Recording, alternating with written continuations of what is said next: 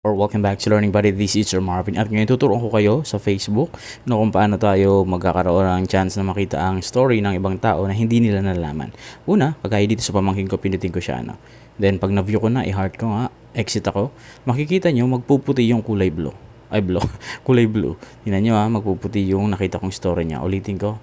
Yan, yan. So nakita ko na sila. Balik ako sa kanya, kay Lucas. So, nawala yung kulay blue. Nakita nyo ba? Ayun. Nawala kasi, na-view ko na.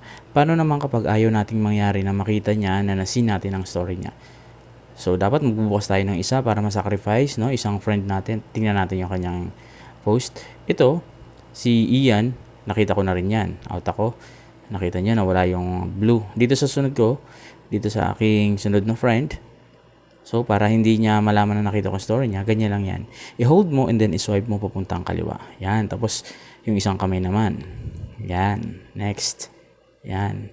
Basta wag mo lang aalisin yung kamay mo at dapat siya ay naka-hold. Right?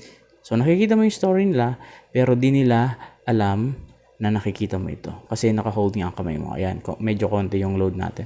And then, pindutin mo bigla yung exit para hindi ka ma-stuck dyan sa story na yan. Exit. And then, ayun. Tingnan natin Ayan. So, nakita niyo hindi nagkulay puti yung bilog kasi hindi naman natin nakita ang story or hindi nila malalaman na nakita natin pero nakita talaga natin. Ano daw? Sana mag-subscribe.